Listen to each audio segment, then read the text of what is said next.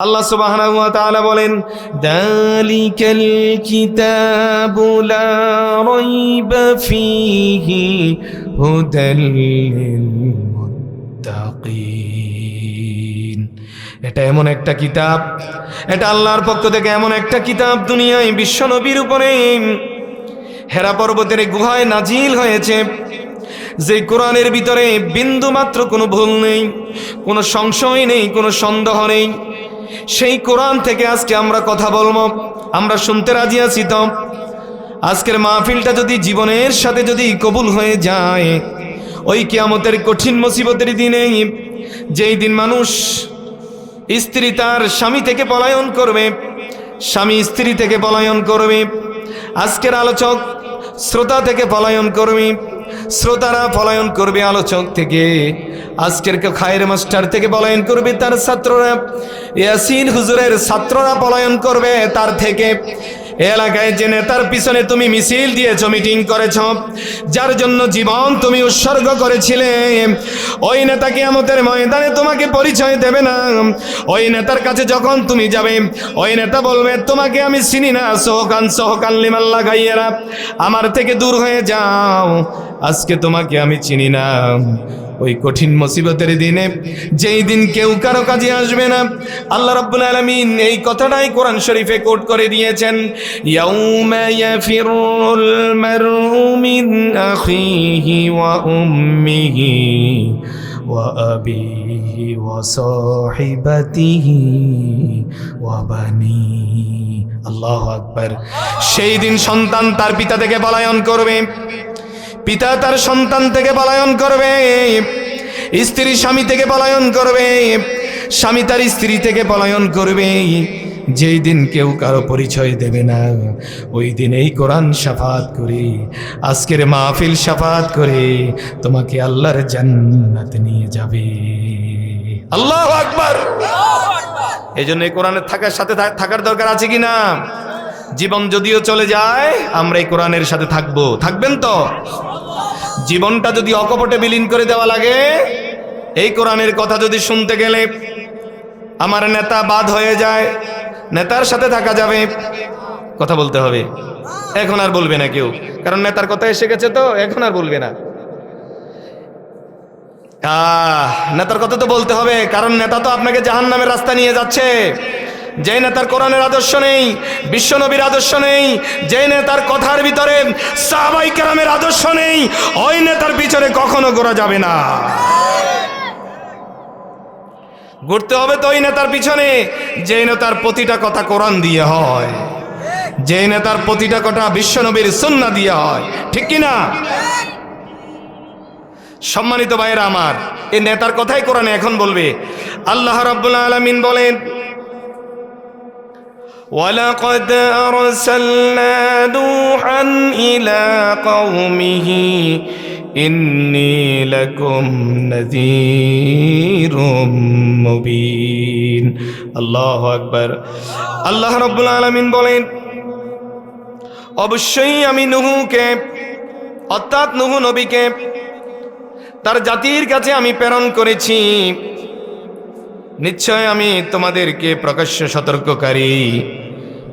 যখন ওই নূহ এলাকার লোকেরা এক আল্লাহর তারা দাওয়াত গ্রহণ করে নাই, আল্লাহর বিধানের কথা যখন তারা শুনে নাই, আল্লাহ রাব্বুল আলামিন দেখতেছেন নূহ এলাকার নূহ যে কওমের কাছে এসেছেন, ওই কওমের লোকেরা আল্লাহর বিধান বলে তারা বিভিন্ন মূর্তি পূজা শুরু করে দিল। আল্লাহ রাব্বুল আলামিন সতর্ককারী হিসাবে নূহ নবীকে প্রেরণ করলেন। নূহ নবী এসে বললেন, ও আমার কওমেরা, আল্লাহ রাব্বুল আলামিন আমি তোমাদের জন্য তিনি সতর্ককারী রূপে তিনি প্রেরণ করেছেন, তোমরা এক আল্লাহর ইবাদত করো। কয় আল্লাহর? কথা বলা লাগবে। তখন নূহ নবীও তো নেতা ছিলেন না? ওই কওমের কাছে তিনি নেতা হিসেবে আসেন নাই, নবী হিসাবে আসেন নাই। ওনার কথা ছিল কি, আল্লাহ তা'বুদু ইল্লাল্লাহ ইন্নী আখাফু আলাইকুম আযাবা ইয়াউমিন আলীম। আল্লাহু আকবার। তোমরা আল্লাহ ব্যতীত কারো ইবাদত করিও না, নূহ নবী নেতা হিসাবে এসেছেন, নূহ নবী একজন নবী হিসাবে দুনিয়ায় এসেছেন। নূহ নবী দুনিয়ায় এসে বলছেন, ও আমার কওমের জাতিরা, শোনো শোনো, আমি তোমাদেরকে এক আল্লাহর ইবাদত করার জন্য দাওয়াত দিচ্ছি। এক আল্লাহর ইবাদতের বাইরে কোনো ইবাদত করা যাবে না।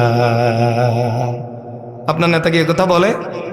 কথা বলতে হবে, বলে কোন দুর্গায় যাওয়া যাবে না, কোন দরগায় যাওয়া যাবে না, পৃথিবীর কোনো মানুষের পায়ে সেজদা করা যাবে না, কোনো গাছের পূজা করা যাবে না, কোনো মাছের পূজা করা যাবে না, সূর্যের পূজা করা যাবে না, চন্দ্রের পূজা করা যাবে না, পৃথিবীর কোনো কিছুর পূজা করা যাবে না। একমাত্র ইবাদত করতে হবে কার? আল্লাহ রাব্বুল আলামিন বলেন, ওয়া মা খালাকাতুল জিন্না ওয়াল ইনসা ইল্লা লিয়াবুদুন। আল্লাহ রাব্বুল আলামিন বলেন, আমি পৃথিবীতে মানব জাতিকে সৃজন করেছি, সৃষ্টি করেছি, পাঠিয়েছি একমাত্র কেবলমাত্র শুধুমাত্র আমি আল্লাহর ইবাদত করার জন্য। আল্লাহু আকবার। নূহ আলাইহিস সালাম আসলেন, বললেন, ও আমার কওমেরা শোনো, তোমরা এক আল্লাহর ইবাদত করো, নিশ্চয় আমি তোমাদেরকে এক যন্ত্রণাদায়ক দিনের আযাবের ভয় করছি। ওই যে কিয়ামতের ময়দান অনুষ্ঠিত হবে, কিয়ামতের ময়দানে যেই দিন কেউ কারো পরিচয় দেবে না, যেই দিন কেউ কারো কাজে আসবে না, ওই কিয়ামতের কঠিন মুসিবতের দিনের জন্য তোমাদের জন্য আমি ভয় করতেছি। তোমরা এক আল্লাহর ইবাদত করো।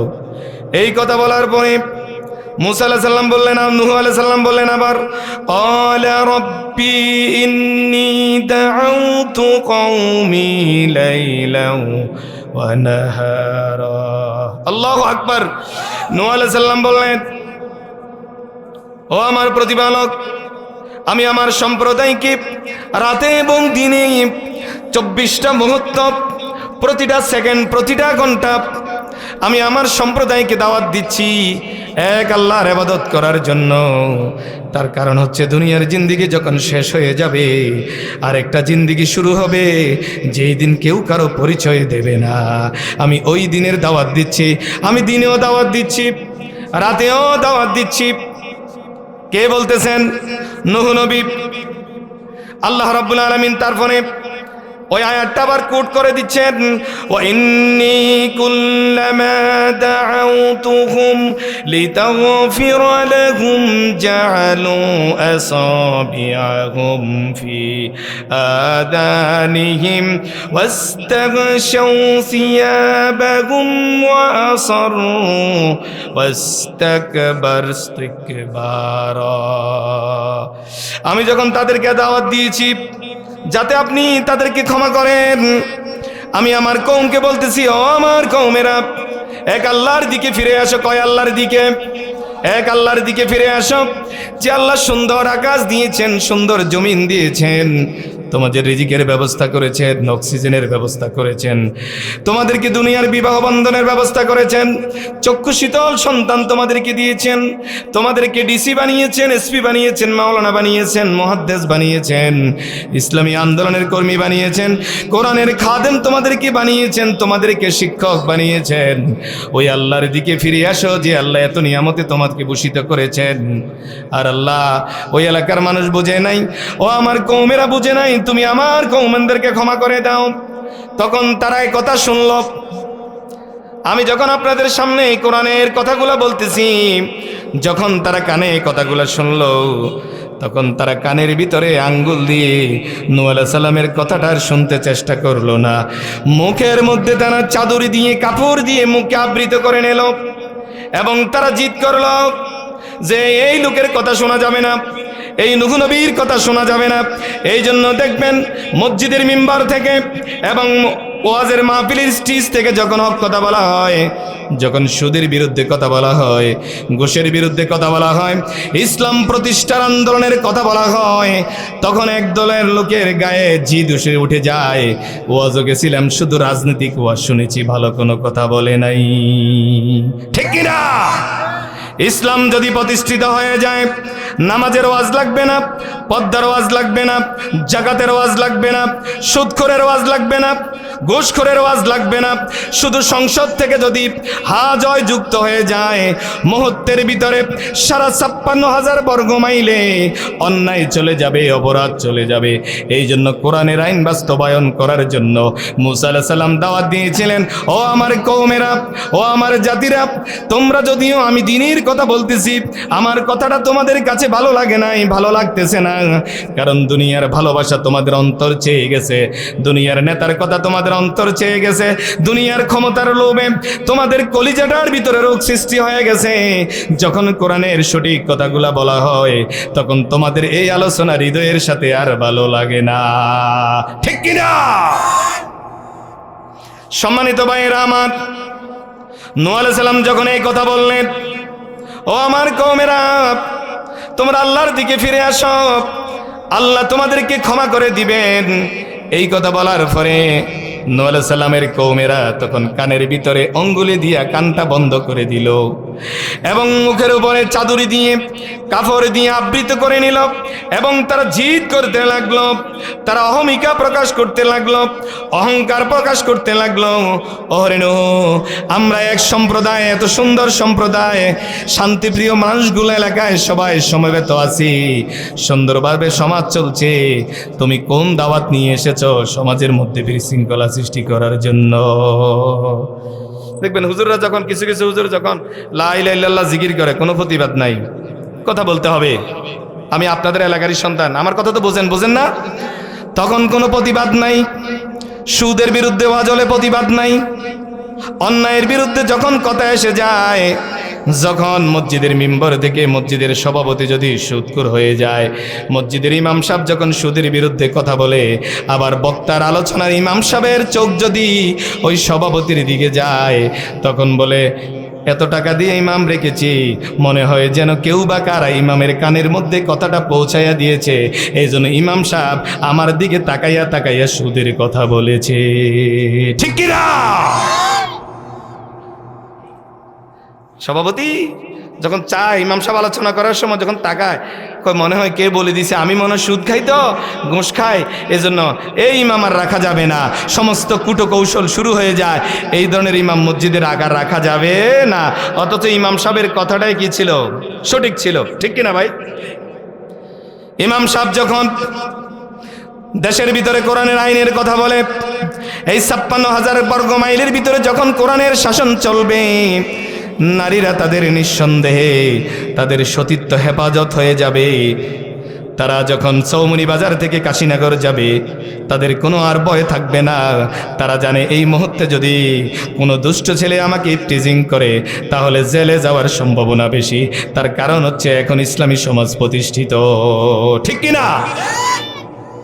সম্মানিত ভাইয়েরা আমার, নূহ আলাইহিস সালাম তখন এই কথাটাই বললেন, ও আমার সম্প্রদায়ের লোকেরা, এক আল্লাহর দিকে আসো, আল্লাহর পথে আসো, জান্নাতের পথে আসো, যেই পথে আছে কল্যাণ, যেই পথে আছে নিয়ামত, যেই পথে আছে হক, যেই পথে আছে নারীর অধিকার, যেই পথে আছে সমাজপতিদের অধিকার, যেই পথে আছে এলাকার অধিকার, শিক্ষকের অধিকার, ব্যবসায়ীদের অধিকার, ইমামের অধিকার, অসহায় মানুষের অধিকার, এই এলাকার যারা গরিব দুঃখী তাদের অধিকার, যেই দলের ভিতরে এই কথাগুলো আছে তোমরা ওই দলে আসো। যখন এই কথাগুলো বললেন তখন তারা জিদ করে অহমিকা প্রকাশ করলো, মুসা তুমি তোমার কণ্ঠ বন্ধ করে দাও। ও নূহ, তুমি তোমার কি করে দাও? কণ্ঠ বন্ধ করে দাও। নূহ কি কণ্ঠ বন্ধ করছে? এলাকার বড় বড় নেতাদের রাঙ্গা চোখকে কি তারা ভয় পেয়েছিল? তারা জানে এপারে যদি মরে যাই, এই সামান্য সময় দুনিয়াতে আল্লাহ রাব্বুল আলামিন আমাদেরকে প্রেরণ করেছেন, পাঠিয়েছেন। 2 দিনের দুনিয়াতে আমরা থাকতে আসি নাই, আল্লাহ রাব্বুল আলামিন আমাদেরকে আল্লাহর খলিফা রূপে প্রেরণ করেছেন দ্বীনের কথাগুলো মানুষের কর্ণকুহরে পৌঁছানোর জন্য। এই জন্য আমরা দুনিয়ার মহব্বতকে জলাঞ্জলি দিয়ে যদি শাহাদাতের নজরানাও পেশ করা লাগে, শাহাদাতের নজরানা তামান্না পেশ করার জন্য আমি নূহ সর্বদা প্রস্তুত আছি। ওগো আল্লাহ, আমি ভয় পাই না, আমি তোমার সাহায্য নিয়া আমি আমার কওমের কাছে দ্বীনের কথা বলেই যাব। আল্লাহু আকবার। ভয় পাইছে? ভয় পায় নাই। আল্লাহ রাব্বুল আলামিন তারপরে নূহের কথাগুলো কোরআনে কোট করে দিয়েছেন, সুম্মা ইন্নী আ'লানতু লাহুম ওয়া আসরারতু লাহুম ইসরারা। আল্লাহু আকবার। আল্লাহ বলছেন, আমি ঘোষণা সহকারে প্রচার করেছি, আমি সরাসরি দাওয়াত দিয়েছি। এই গনিমিয়া মার্কেটে প্রত্যেকটা মার্কেটের লোককে ইমাম সাহেব দাওয়াত দিয়েছে প্রকাশ্যে, আবার তিনি গোপনে গোপনেও তিনি দাওয়াত দিয়েছেন, ভাইরা যখন মসজিদে আজান হবে তোমরা তোমাদের কাজকর্মগুলা, দোকানের শাটারগুলা বন্ধ করে মসজিদে এসে যাও। নূহ আলাইহিস সালাম বললেন, আল্লাহ রে, আমি দিনেও কথা বলেছি, রাত্রেও বলেছি, আমি গোপনেও বলেছি, প্রকাশ্যেও বলেছি। রে আল্লাহ, আমি একটি মুহূর্তের জন্য তুমি যে বিধান দিয়েছ, তুমি যে দাওয়াত দেওয়ার জন্য দুনিয়ায় আমাকে প্রেরণ করেছ, আমি দুনিয়ার আরাম আয়েশ ত্যাগ করেই আমি শুধু তোমার দাওয়াত দিয়েছি, যেন আমার কওমের লোকগুলা আল্লাহর জান্নাতের মেহমান হয়ে যায়। আল্লাহু আকবার। তখন কওমের লোকেরা কি বললেন দেখেন, কওমের লোকদেরকে যখন নূহ আলাইহিস সালাম দাওয়াত দিয়েছিলেন, কওমের লোকেরা কি জবাব দিয়েছিল, ওই কথাগুলো আল্লাহ রাব্বুল আলামিন কোরআনে কোট করে দিয়েছেন। ফাকালাল মালাউল্লাযীনা কাফারু মিন কওমিহি মা নারাকা ইল্লা বাশারাম মিসলানা ওয়া মা নারাকা اتبعك إلا الذين هم أرادلنا بادي الرأي وما نرى لكم علينا من فضل بل نظنكم كاذبين। الله أكبر। নূহ আলাইহিস সালামের কওমের লোকেরা বললেন, কোন লোকরা? ওই নেতারা, কাফের নেতারা বললেন, নূহ রে, আমি তোমাকে দেখতেছি, তুমি আমাদের মতোই মানুষ, তুমি আমাদের মতোই মানুষ, অথচ সে নবী। সে কি নবী? নূহ নবী না? নবী। ওই কাফের সম্প্রদায়ের নেতারা বলতেছেন, ওরে নূহ, আমরা তোমাকে দেখতেছি, তুমি আমাদের মতোই তো মানুষ, আল্লাহর পক্ষ থেকে তুমি কি নিয়ে এসেছ? কিছুই তো দেখতে পাচ্ছি না। তুমি যেইভাবে কথা বলো আমরাও তো এইভাবে কথা বলি, তুমি যেইভাবে তোমার হাত আছে আমাদেরও হাত আছে, তুমি যেইভাবে হাঁটতে পারো, চলতে পারো, আমরাও তো এইভাবে তোমার মতো চলতে পারি, স্পেশাল কি নিয়ে এসেছ?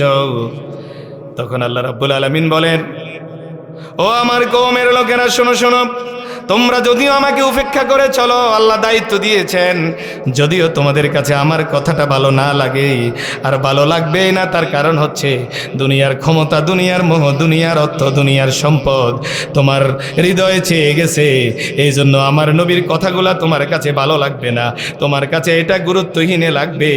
এই জন্য তোমরা আমাকে যত ভয়ে দেখাও, তোমাদের মতোই যদি মানুষের মতোই লাগে, তবে আমি আল্লাহর পক্ষ থেকে দায়ী হিসাবে এসেছি, নবী হিসাবে এসেছি, আমার কাজ আমি করেই যাব। যত ভয় এবং যত পাশির কাষ্টের ভয় আমাকে দেখাও, আমি পিছপাও হব না।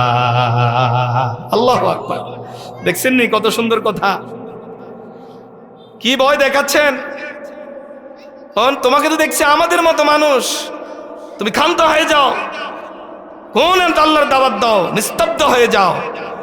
উনি বলছেন, তোমরা আমাকে যতই গুরুত্বহীন মনে করো, আমার কোনো রাগ আসবে না, আমার কোনো চিন্তাও আসবে না। আমি আল্লাহর দায়ী, আমার কাজ হচ্ছে দ্বীনের দাওয়াত দিয়ে যাওয়া, দিয়ে যাওয়া, দিয়ে যাওয়া। সুবহানাল্লাহ। সম্মানিত ভাইয়েরা আমার, এইভাবে যখন দ্বীনের দাওয়াত দেওয়া শুরু করলেন, নূহ আলাইহিস সালাম বললেন, ও আমার কওমেরা, যখন তোমরা আমার কথা শুনতেছ না, আমার কথা মানতেছ না, দেখবে একটু পরে আল্লাহর পক্ষ থেকে আযাব এসে যাবে, গজব এসে যাবে। গজব আসার আগে কেউ শুদ্ধ হয় না। হুজুররা মসজিদের মিম্বর থেকে বলে, নামাজ না পড়লে, রোজা না রাখলে, হজ না করলে, যাকাত না দিলে, স্ত্রীকে পর্দায় না রাখলে, সুদ ত্যাগ না করলে, ঘুষ ত্যাগ না করলে যে কোনো মুহূর্তে আসমানি আযাব এসে যাবে। একদল বলে, যখন আসে এটা তখন দেখা যাবে। এরকম কিছু লোক আছে না স্যার? আছে না এরকম কিছু লোক? যখন আযাব আসবে তখন দেখা যাবে। অথচ আল্লাহ বলছেন আগেই সতর্ক হওয়া লাগবে, আগে কি হওয়া লাগবে? সতর্ক হওয়া লাগবে। আল্লাহ রাব্বুল আলামিন বলেন, قال إنما يأتكم به الله إن شاء وما أنتم بمعجزين। সে বলল, ইচ্ছে করলে আল্লাহ তাআলা তোমাদের নিকট উপস্থিত করবেন, যে কোনো মুহূর্তে আল্লাহ তোমাদের নিকট আযাবকে উপস্থিত করবেন। বেশি দেরি নয়, ও আমার কওমেরা, আল্লাহর পথে চলে আসো, না হলে আকাশ থেকে জমিন থেকে যে কোনো মুহূর্তে আল্লাহর পক্ষ থেকে গজব এসে যাবে, যেটা মোকাবেলা করার সমর্থ, যেটা মোকাবেলা করার ক্ষমতা তোমাদের নাই। আমরা বলি না, আমাদের পুলিশ বাহিনী আছে, আমাদের র্যাব আছে, বিজিবি আছে, সেনাবাহিনী আছে, আমাদের পেটুয়া বাহিনী আছে, আমরা তোমাদেরকে ভয় পাই না, তা মোকাবেলা করার জন্য আমাদের পুলিশ বাহিনী তোমাদের জন্য যথেষ্ট। এরকম কথা বলছে না কারা? কেউ বা কারা বলছিল না? কোথায় মোকাবেলা করলো? আল্লাহর ঢেউ যখন শুরু হয়ে যায় তখন মোকাবেলা ক্ষমতা করার পৃথিবীর এমন কোনো পরাশক্তি নাই, ঠিক কিনা? সম্মানিত ভাইয়েরা আমার, নূহ আলাইহিস সালাম বললেন, যখন ভূমিকম্প শুরু হয়ে গেল, আল্লাহর পক্ষ থেকে যখন ভূমিকম্প শুরু হয়ে যাবে, পৃথিবীর সব শক্তি দিয়েও আল্লাহর সাথে তোমরা মোকাবেলা করতে পারবা না। বেশি দেয় নাই তো? এই যে ভারতের থেকে সৃষ্ট, ভারতের তৈরি, আমাদেরকে একটা বন্যা দিছিল, ভুলে গেছেন আপনারা? বাসা বাড়া ছাড়া হয়ে গিয়েছিলাম, বাড়ি ছাড়া হয়ে গিয়েছিলাম, হতাশ হয়ে গিয়েছিলাম, মনে করছিলাম এইটাই আমাদের জীবনের শেষ, ঠিক কিনা? ঠিক না ভাই? আর বাঁচতে পারবো না, শেষ হয়ে গেলাম। আল্লাহ রাব্বুল আলামিন সেখান থেকেও আমাদেরকে বাঁচাইছে, বাঁচায় নাই? এজন্য বাঁচানোর মালিককে, রিজিকের মালিককে, হায়াতের মালিককে, ইজ্জতের মালিককে, ক্ষমতার মালিককে। বিশ্বাস হয়? ক্ষমতাকে পৃথিবীর কোনো মানুষের হাতে, পৃথিবীর কারো হাতে নয়। ক্ষমতা একমাত্র, ক্ষমতার কেবলমাত্র শুধুমাত্র মালিক একজন, তিনি কে? সম্মানিত সুদীপ, আল্লাহ রাব্বুল আলামিন বলেন, তোমরা আল্লাহ রাব্বুল আলামিনের এই যে আযাব আসবে, এটা মোকাবেলা করা তোমরা ব্যর্থ হয়ে যাবে। যখন এই কথা বললেন, এই নসিহত করলেন, এই নসিহত তাদের জন্য ফলপ্রসূ হলো না, তখন তারা আল্লাহর নবী নূহকে মারা শুরু করে দিলেন। নাউজুবিল্লাহ। নূহ বললেন, ওরে আমার কওমেরা, আমি কোনো ক্ষমতা দখল করতে আসি নাই, এই এলাকার সুন্দর নারীদেরকে বিবাহ করার জন্য আসি নাই, আমি কিন্তু তোমাদের এলাকায় এই জন্য এসেছি, শুধু আল্লাহর দ্বীনের দাওয়াত দেওয়ার জন্য, সৎ পথে আসার জন্য, যে পথে আসলে তোমরা আল্লাহর জান্নাতের মেহমান হবে, যেই পথটা তোমাদের জন্য ফুল বিছানো, যেই পথে ঢুকলে, যেই পথে আসলে আল্লাহর জান্নাতে যখন তোমরা প্রবেশ করবে, তোমাদের জন্য আল্লাহ রাব্বুল আলামিন হুর রেখে দিয়েছেন, গেলমান রেখে দিয়েছেন, তোমাদের জন্য শরবত রেখে দিয়েছেন। আল্লাহর জান্নাতটা এত সুন্দর করে তৈরি করে রেখেছেন রে বান্দা, এটা তোমার জন্য তৈরি করা হয়েছে। ও আমার এলাকার কওমের লোকেরা, তোমরা তাড়াতাড়ি আল্লাহর পথে ফিরে আসো। ওরা কি শুনছিল? শুনে নাই। আল্লাহর নবী নূহকে মারা শুরু করে দিল, পাথর মারা শুরু হলো, নূহকে হাতে মারা শুরু হলো, মারতে মারতে নূহুর শরীর থেকে রক্ত পড়া শুরু হলো। নূহ অতিষ্ঠ হয়ে গেলেন। নূহ বললেন, আল্লাহ রে, এখন আমি কি করব? আমার কথা তো কেউ শোনে না, আর যারাই শুনেছে ওগুলা সব গরিব মানুষ। কি মানুষ? গরিব মানুষ। নূহ আলাইহিস সালাম যখন দাওয়াত দিলেন, নূহ আলাইহিস সালাম যখন দাওয়াত দেওয়া শুরু করলেন, দাওয়াত দিতে দিতে কিছু লোক পেলেন, এলাকার কিছু গরিব মানুষ আল্লাহর পথে এসেছেন। আর ওই ধরনের নেতারা বললেন, ও নূহ, তুমি তো যে আল্লাহর দাওয়াত দিচ্ছ, এক আল্লাহর দাওয়াত দিচ্ছ, আমরা তো দেখতেছি এলাকার সবচেয়ে যেই লোকগুলা সমাজে ধর্তব্য নয়, যে লোকগুলাকে, যে লোকের কথাগুলা কেউ শুনে না, এমন কিছু লোক নিয়ে তুমি দাওয়াত দিচ্ছ। আমাদের তো মনে হয় তোমাদের মিশন কোনোদিন সাকসেস হবে না। মিশন সাকসেসের দায়িত্ব কার? কথা বলতে হবে। করে ওরা তো ইসলামের দাওয়াত দেয়। মানুষ কয়জন? গনি মিয়া মার্কেটে মিছিল করতেছে, মানুষ তো বেশি নাই, অল্প কয়েকজনে না। আল্লাহ যদি বিজয় দেয়, এক লোক দিয়ে দিতে পারে, ঠিক কিনা? আর যেই লোকগুলো মিছিল করে ওই লোকগুলো তো রিক্সার ড্রাইভার, ঠেলাওয়ালা, কুলি, মজুর, অসহায়, গরিব, দুঃখী। ওদেরকে দিয়ে দিনের কি কাজ হবে? এই হুজুর কি ওয়াজ করে এইটা বুঝে আসে না। নূহ নবী, তুমি কি দিনের দাওয়াত দাও? তুমি যাদেরকে দাওয়াত দিচ্ছ ওরা তো অসহায়, ওরা গরিব। ওরা যখন দৌড়ানি দিবে ওরা তো তখন সাহস থাকবে না তোমাকে মোকাবেলা করার জন্য। তোমরা বুঝতে পারো নাই, ওরা যদিও দুনিয়ার আর্থিকভাবে গরিব, কিন্তু আল্লাহ রাব্বুল আলামিনের ঈমানের নূর দিয়ে ওদের কলিজাটা ভরপুর, ঠিক কিনা? তোমাদের রাঙ্গা চোখকে ওরা ভয় পায় না। একবার ধমক দিয়ে দেখো, ওদের নারাই তাকবীর স্লোগানে তোমাদের অস্ত্রের জনজনানি সব কিছু চলে যাবে। আল্লাহর জমিনে আল্লাহর দিন বিজয়ী হবে। মুসা আলাইহিস সালাম ভয় পাইছে। মুসাকে আবার পরীক্ষা দিতেছে, কি তুমি যার করে নিয়ে কাজ করো ওরা তো সব গরিব, অসহায়, টাকা নাই, অস্ত্র নাই, সম্পদ নাই, দলের লোক নাই, তুমি কাদেরকে দাওয়াত দিলা এটা তো বুঝে আসে না। নূহ আলাইহিস সালাম বললেন, আল্লাহ যদি বিজয় দেয় গরিবদেরকে দিয়েই আল্লাহ বিজয় দিতে পারে, ঠিক কিনা? পুলিশও তোমাকে রাখতে পারে নাই, র্যাব তোমাকে রাখতে পারে নাই, বিজিবি তোমাকে রাখতে পারে নাই, সেনাবাহিনী তোমাকে রাখতে পারে নাই। সব ক্ষমতা তুমি চেষ্টা করেছিলে থাকার জন্য। আল্লাহ রাব্বুল আলামিনের বিজয় যখন শুরু হয়ে গেল, আল্লাহর খেলা যখন শুরু হয়ে গেল, তোমার সব কেরামতি সব বঙ্গোপসাগরে ভাসি গেছে, ঠিক কিনা? সম্মানিত ভাইয়েরা আমার, নূহ আলাইহিস সালাম অতিষ্ঠ হয়ে গেলেন। নূহ আলাইহিস সালাম বললেন, ওরে আমার মালিক, ওরে আমার প্রভু, আমি অতিষ্ঠ হয়ে গেলাম, এখন আমি কি করব রে আল্লাহ? তুমি যদি সাহায্য না করো আমার সাহায্য করার তো আর কোনো লোক নাই। আল্লাহু আকবার। আল্লাহ বলছেন, মুসা, আমি তো সবকিছু আকাশে বসে দেখতেছি, আরশে আজিমে বসে। তুমি দাওয়াত দাও, দাওয়াতি কাজ করতেই থাকো, তুমি ভয় পাইও না, বিজয় আসবে। সে বিজয় বেশি দূরে নয়, ইনশাআল্লাহ সে বিজয় অতি নিকটেই। সম্মানিত ভাইয়েরা আমার, আল্লাহ রাব্বুল আলামিন বললেন, ওরে মুসা তুমি ভয়, ওরে নূহ তুমি ভয় পাইও না, তুমি দাওয়াত দাও। তোমাকে মারক, জেলখানার ভয় দেখাক, ফাঁসির কাষ্ঠের ভয় দেখাক, তোমাকে দেশ ত্যাগের ভয় দেখাক, মুসা রে, নূহ রে, তুমি ভয় পাইও না, তুমি দাওয়াতি কাজ করো, আমার সাহায্য অতি নিকটেই আসবে। তবে আল্লাহর উপরে তোমাকে ভরসা করা লাগবে। ভরসা কার উপরে করতে হবে? ছেলে মরে গেল, ভরসা আল্লাহর উপরে। মেয়ে মরে গেল, ভরসা আল্লাহর উপরে। ফসল হানি হয়ে গেছে, ভরসা কার উপরে? আল্লাহর উপরে।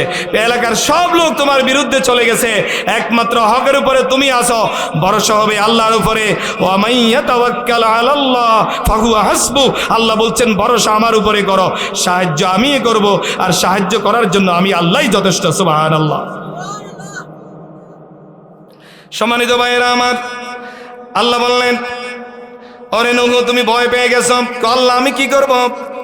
আমারও তো জীবনের মায়া আছে, বারবার আমাকে মারা হচ্ছে, রক্তাক্ত করা হচ্ছে, আপনার সাহায্য কখন আসবে?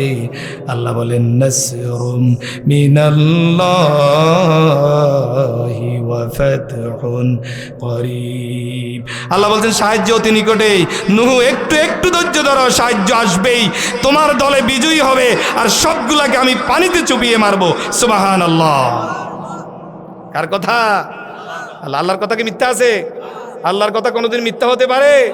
আপনার নেতার কথা, আমার কথা, সকলের কথা মিথ্যা হতে পারে, আল্লাহর কথা কখনো মিথ্যা নয়। আল্লাহ বলছে, নূহ ধৈর্য ধরো, সাহায্য আসতেছে, এমন সাহায্য আসবে, অস্ত্র ছাড়া যুদ্ধ হবে, যেই যুদ্ধে ইসলামের শত্রুরা পানিতে চুবিয়ে মারা যাবে, আর তোমাকে বিনা অস্ত্রতে তোমাকেই আমি বিজয় দান করব। অস্ত্র লাগবে না, অস্ত্র ছাড়াই বিজয় আসবে, শুধু একটু ধৈর্য ধরো। আল্লাহ আছে এটা বিশ্বাস করে দাওয়াত দিতেই থাকো, বিজয় আসবে ইনশাআল্লাহ, ইনশাআল্লাহ।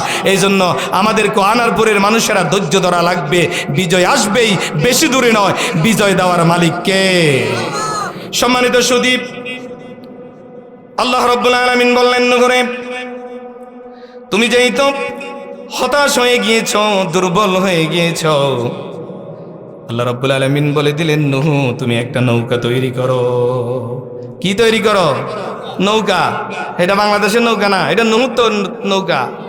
সাইন আবার একটা জায়গা তারটা লাগাই দিয়ে না যে বাংলাদেশের নৌকা না, আবার এটা আল্লাহর পক্ষ থেকে নৌকা। আল্লাহ রাব্বুল আলামিন বলেন, ওয়াসনাইল ফুলকা বিআইউনিনা ওয়া ওয়াহিনা ওয়ালা তুখাতিবিনি ফিল্লাযীনা যালামু ইন্নাহুম মুগরাকুন। আপনি আমার সম্মুখে আমার নির্দেশে মোতাবেক একটি নৌকা তৈরি করুন। এই নৌকা তৈরি করার জন্য নির্দেশ দিলেন কে? আল্লাহ রাব্বুল আলামিন বললেন, নূহ রে, তুমি একটা নৌকা তৈরি করো এবং পাপিষ্ঠদের ব্যাপারে আমাকে কোনো কথা বলবে না। পাপিষ্ঠদের ব্যাপারে আর তুমি কোনো কথা বলা লাগবে না। তুমি তোমার দাওয়াতি কাজ করে গেছো, তুমি তোমার সর্বশেষ চেষ্টা তুমি করে গিয়েছিলে। আমি সব কিছু আকাশে বসে দেখেছি। নূহ, তুমি এখন কি করো? নৌকা তৈরি করো। কি তৈরি করো? নৌকা তৈরি করো। কয়, আল্লাহ, আমি বুঝি নৌকা তৈরি করব। এই নৌকা দেখে দেখে ওই আমার কওমের লোকেরা আমাকে নিয়ে উপহাস করবে। এতদিন তো উপহাস করছে আমাদের মতো মানুষ। আমি যে নবী বিশ্বাস করে না, প্রথম উপহাস করছে কি আমাদের মতোই মানুষ। দ্বিতীয় উপহাস করছে কি, এই নবী তুমি কি কথা বলো? তুমি যে লোকের ঘরে দাওয়াত দিয়েছো, তুমি ওই লোকগুলো তো সব গরিব মানুষ, অসহায় মানুষ। এখন আপনি বলতেছেন নৌকা তৈরি করার জন্য। আরে আল্লাহ, আপনি এগুলো কি বলতেছেন? আমারও তো এলাকার লোকেরা পাগল ছাড়া আর কিছুই বলবে না। আল্লাহ কয়, নূহ, শুধু আমার কথা শোনো, দেখবা বেশি দূরে নয়, বিজয় এসে গেছে। আরেকটু ধৈর্য ধরো, আরেকটু ধৈর্য ধরো। 41 সাল তারা স্বপ্নে দেখেছে, 24 ধ্বংস করে দিয়েছি। বিজয় আসবে মুসলমান, শুধু ধৈর্য ধরে থাকো। ফাঁসি দেখে ভয় পাইও না, জেলখানা দেখে ভয় পাইও না, মানুষের হাত চলে গেছে ভয় পাইও না, পাও চলে গেছে দেখে ভয় পাইও না, ইমাম সাহেবের চাকরি চলে গেছে দেখে ভয় পাইও না, ভয় পাইও না। বিজয় আসবে, ধৈর্য ধরো। সেকেন্ডের ব্যাপার, বিজয়ের মালিক কে? এজন্য নূহকে বলছেন আল্লাহ, নূহ, ভয় পাইও না, হতাশ হইও না। পৃথিবীর রাজাদিরাজ আমি, সব ক্ষমতার মালিক আমি।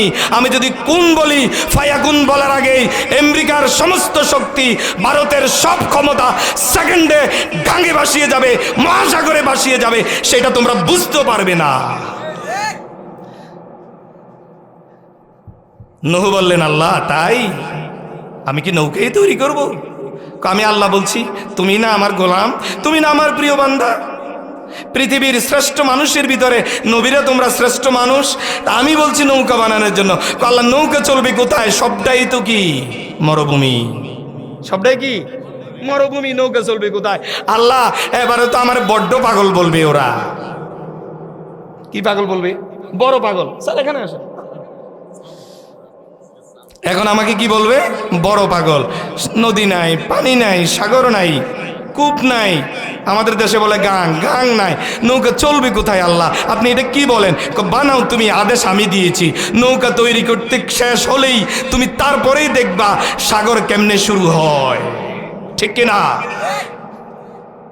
সম্মানীয় সুদীপ, আল্লাহ রাব্বুল আলামিন যখন সূরা হুদের ভিতরে এই কথাটা বলে দিয়েছিলেন, আমার নবীকে সাহস দিচ্ছেন, মোহাম্মদ রে, তায়েফে গিয়েছ, মার খেয়েছ, শরীর থেকে রক্ত ঝরেছে, মক্কার মানুষ তোমাকে জায়গা দেয় নাই, মদিনাতে যাওয়া লাগছে, মায়ের দেশটা ত্যাগ করে তোমাকে চলে যাওয়া লাগছে, চোখের পানি তোমার বুক ভেসে গেছে, আর মায়ের দেশের কথা বারবার তোমার মনে পড়েছে।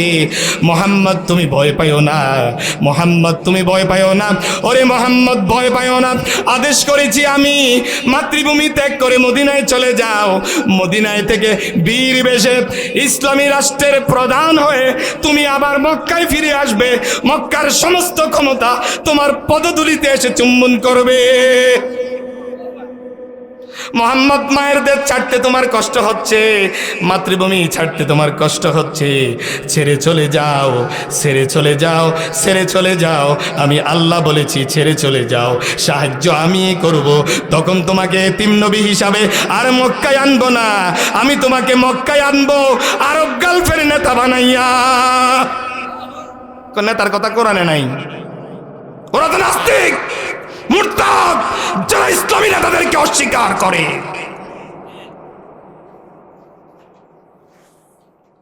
আল্লাহ বলছেন, সুলতানান নাসিরা, মোহাম্মদ, তোমাকে আমি রাষ্ট্রপতি বানাইয়া, মুসলমানদের নেতা বানাইয়া মক্কাতে ফিরাবো, এতিম হিসাবে নয়। ইসলামী কি রাজনীতি আছে? ইসলামী আছে শুধু ফ্যাট নীতি নাকি? ইসলামী রাজনীতি যত প্রতিষ্ঠিত হয়ে যায় তোমার মতো কাঠমোল্লাদের দাওয়াত বন্ধ হয়ে যাবে। এই জন্য রাজনীতি ভালো লাগে না। রাজনীতি যদি না থাকতো 10টা বছর পর্যন্ত মদিনা স্টেট আল্লাহর নবী সেনা কি ছিলেন? প্রধানমন্ত্রী ছিলেন। কিভাবে ছিলেন? তারপরে আবু বকর কিভাবে ছিলেন? অর্ধ পৃথিবীর শাসনকর্তা ওমর কিভাবে ছিলেন? বুঝার বল। চিন্তা করছে হুজুররা যদি রাজনীতিতে আসে আমাদের মতো পেটুয়া বাহিনীর পেটে আর খোরাক যাবে না, দুর্নীতি করা যাবে না, রাস্তা খাওয়া যাবে না, ঘাট খাওয়া যাবে না, কাবিকা খাওয়া যাবে না।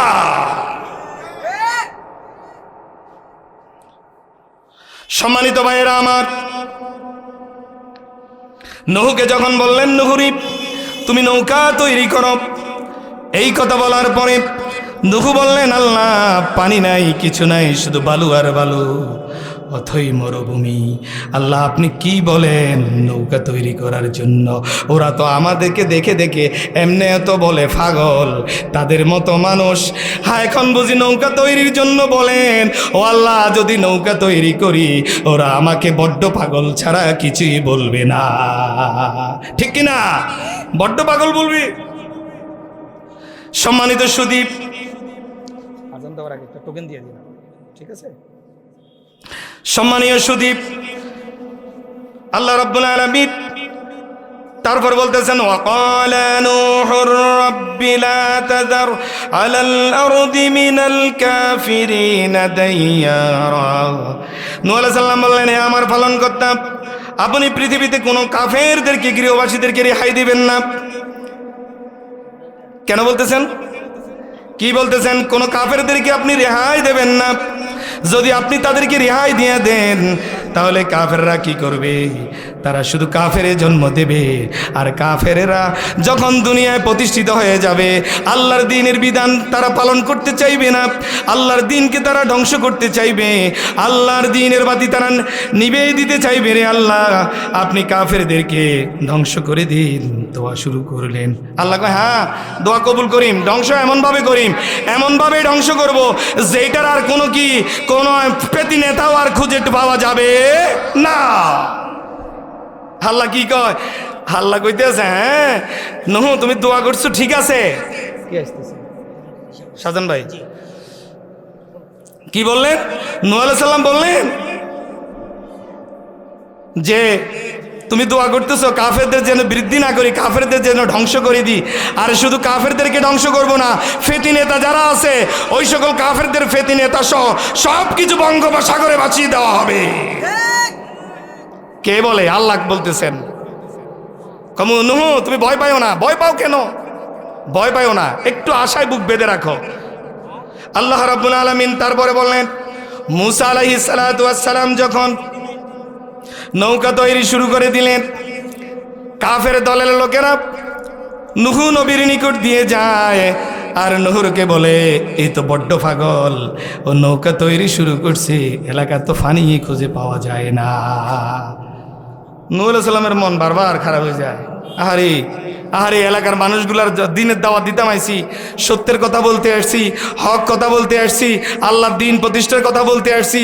লোকগুলো এলাকায় মদ খায়, জুয়া খেলে, অন্যায় করে, অবিচার করে, অত্যাচার করে, নারীদেরকে ইফটিজিং করে, এইগুলো বন্ধ করার জন্য আসলাম, মানুষদেরকে জান্নাতের দাওয়াত দিতে আসলাম। এই মানুষগুলা আমার নিয়ে ঠাট্টা করে। আল্লাহ কইছে নৌকা বানাও, বানাইতেছি নৌকা বানাইতেছি, এখানেও আমারে ঠাট্টা করে। আরে আর কত ঠাট্টা করবা? আমাদের কাঠমোল্লাদের জায়গায় দুনিয়া আর হবে না নাকি? আমরা বলে কাঠ দি বানাইছে, আমরা বলে কাঠ দি বানাইছে, হুজুররা বলে কাঠমোল্লা। আহারে মানুষ চিনলা না? আল উলামা ওয়ারাসাতুল আনবিয়া। নবী আসবে না, রাসূলুল্লাহ আসবে না, ওদের উত্তরসূরি হবে কারা? হাক্কানি উলামায়ে কেরাম। সম্মানীয় সুদীপ, আমার আলোচনা কিন্তু বিশাল ছিল, যেহেতু প্রধান অতিথিও আসতেছেন। আল্লাহ রাব্বুল আলামিন বললেন নৌকা তৈরি করো। আশায় বুক বেঁধে রাখো। ওগো নবী হতাশ হয়েন না, আশায় বুক বেঁধে রাখেন। লা তাখনাতু মির রাহমাতিল্লাহ ইন্নাল্লাহা ইয়াগফিরুয যুনুবা জামিআ ইন্নাহু হুয়াল গফুরুর রহিম।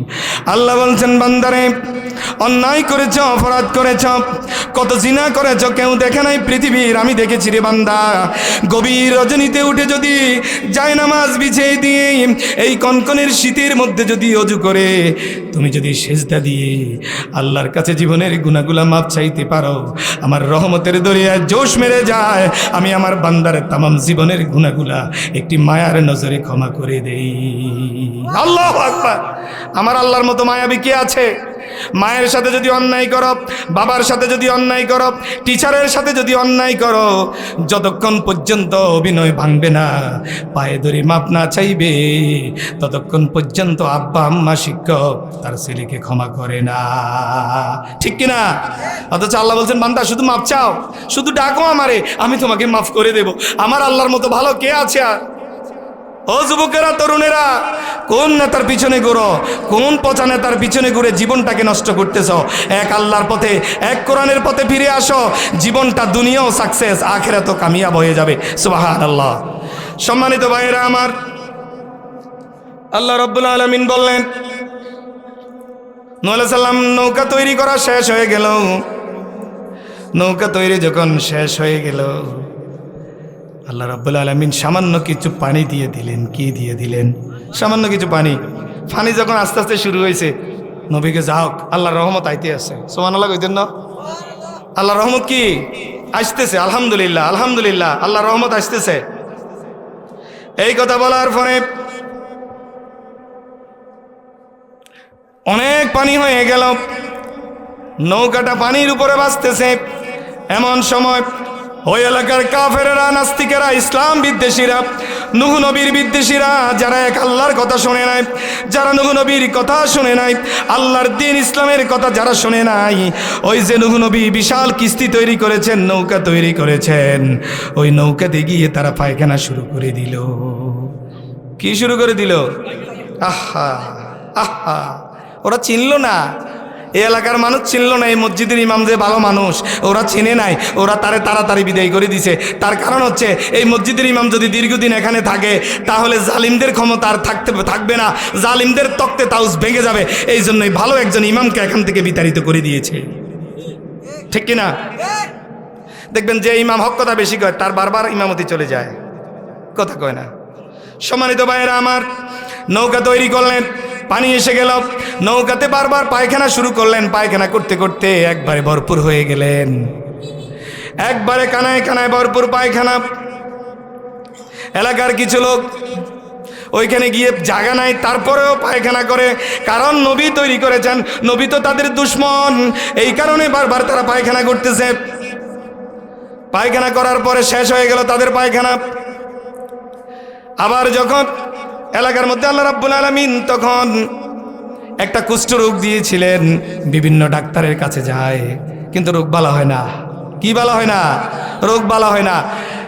সব ডাক্তার বাড়ি খেয়ে এলেছে, আর কি হয় না? চিকিৎসা হয় না। তখন তার নেতা গেছিল, কিরে নূহ আলাইহিস সালাম বলে একটা নৌকা তৈরি করছে, দেখি আসি নৌকাটা আসলে কিরকম। হ্যাঁ, এটা চাইতে যায়, যখন কন্যারে ফাড়া দিছে, হ্যাঁ আল্লাহ দিলে এটা ফাড়া একবার ফসকিয়া ওই পায়খানার ভিতরে পড়ে গেছে, নৌকার ভিতরে পড়ে হাতে ডুব দিয়ে আইছে। লোক চুরি করে চতুর্দিকে তাকায়, কেউ কোনো দেখলো কি না? দেখছে তো কেউ নাই, তাড়াতাড়ি বাড়ি দিয়ে গোসল টোসল করছে, আর দেয় মা, তার তো অত শ্বেত রোগ নাই। কি হয়ে গেছে? সুস্থ হয়ে গেছে। কি হয়ে গেছে? সুস্থ হয়ে গেছে, খুশি হয়ে গেল। কথা বোঝেন নাই? এখন এত জন সকালবেলা বাইরেছে, কিরে ভাই তোর না এই রোগ ছিল, ওই রোগ ছিল, এই রোগ গেল কই তোর? হাতে কইতো চায় না, কারণ এতে ফাইখানার মধ্যে ডুব দিছে, হাতে কেমনে এই কথাটা এলাকার মানুষের কাছে আই কয়। তারপরও লোকেরা যখন ধরছে, গো ভাই এলাকাটার অবস্থা তো খারাপ, সব লোক এই রোগে মারা যাইতেছে, কি করতাম এখন? একটা বুদ্ধি দেস না, কোন ডাক্তারের ওষুধ খাইছ, স্লিপটা একটু দেখা, কমপক্ষে স্লিপটা দেখাইয়া আমরা কি করি, একটু ওষুধ কিনে আনি খাই, ঠিক কিনা? এই কথা যখন বললেন, তখন লাশ শরম ত্যাগ করে নেতা বললেন, ওই যে নূহ নবী কিস্তি তৈরি করেছেন, ওই কিস্তির ভিতরে যখন আমি দেখতে গেলাম, পাও ফসকে আমি কিস্তির ভিতরে পড়ে গেলাম। ওই যে ময়লার ভিতরে ডুব দিয়েছি, ওই ময়লার ভিতরে ওঠার পর থেকে যখন গোসল করেছি, তখন থেকে আমার রোগগুলা ভালো হয়ে গিয়েছে। আল্লাহর কি লীলা খেলা! আল্লাহর খেলা বুঝতে হলে এই জ্ঞান দিয়ে খেলা যাবে না, ঠিক কি না? 41 সাল স্বপ্নে দেখো, খেলা তো আল্লাহরটা এখনো শুরু হয় নাই। শেষ পর্যন্ত ডুব ডুব দিলেন, এলাকার সব লোকে পায়খানা নিতে নিতে, বউরা তো আর আইতে পারে না, মহিলারা তো আর আইতে পারে না, বালতি দিয়ে দিয়া পায়খানা নিয়ে চিকিৎসা হয়ে গেল। একবারে শেষ কিছু লোক আসলেন, দেখেন তো আর পায়খানা নাই, নদীর পানি দিয়ে এটা ভালো করে পরিষ্কার করছে। কথা কয় না? পরিষ্কার টরিষ্কার করার পরে আল্লাহ কয়, হ্যাঁ নূহ আর দেরি করিও না, খেলা দেখাইয়া দিছি, ওঠো নৌকায়, চলো তুমি তোমার গন্তব্যে। আল্লাহ কাদেরকে নেবো? আমার ছেলেও তো আমার আহাল। আল্লাহ কাছে লাইসা মিন আহালিক, এইটা তোমার আহাল নয়, তোমার ছেলে ইমান আনে নাই, তুমি ছেলেকে ত্যাগ করো। যে ছেলে সুদ খায়, ঘুষ খায়, ইসলাম বিদ্বেষী কাজ করে, কোরআনের কথা শোনে না, বাপ মায়ের খেদমত করে না, নামাজ পড়ে না, রোজা রাখে না, হজ করে না, তাফসির মাহফিলের কথা শোনে না, কোরআনের মিছিলে যায় না, আল্লাহর কথা বলে না, ওইটাকে ছেলে হিসেবে পরিচয় দিল, কি আমাদের ময়দানে বিপদে পড়ার সম্ভাবনা বেশি, ঠিক কিনা? শেষ পর্যন্ত নৌকাতে উঠলেন, সবাই নৌকা নিয়ে চললেন, আর সব লোকগুলোকে আল্লাহ রাব্বুল আলামিন কি করে দিয়েছেন? ধ্বংস করে দিয়েছেন। আল্লাহ রাব্বুল আলামিন শেষে কোরআনের একটা আয়াত কোট করে দিয়েছেন, ফানজাইনাহু আসহাবাস সাফিনাতি ওয়া জাআলনা আয়াতাল লিল আলামিন। আমি তাকে যারা তরণীতে আরোহণ করেছিল তাদেরকে রক্ষা করলাম, আর বিশ্বজগতের জন্য এটাকে করলাম একটা নিদর্শন। আমি বিশ্ববাসীর জন্য একটা নিদর্শন হিসাবে নূহ আলাইহিস সালামের ঘটনাকে আমি একটা নিদর্শন হিসেবে পেশ করেছি। যারা কোরআনের পথে থাকবে, যারা ইসলামের পথে থাকবে, তাফসীর মাহফিলের পথে থাকবে, আল্লাহ বলছেন তাদেরকে ওই যে মহা তরঙ্গ কিয়ামতে শুরু হবে, ওই মহা তরঙ্গতে আমি আমার বান্দাদেরকে মুক্তি দিয়ে আমি আমার জান্নাতের মেহমান বানিয়ে নেব। আমরা বলি আমিন। হাদা মা ইনদি ওয়াল ইলমু ইনদাল্লাহ আলাইহি তাওয়াক্কালতু ওয়া ইলাইহি উনীব। আসসালামু আলাইকুম ওয়া রাহমাতুল্লাহি ওয়া বারাকাতুহু।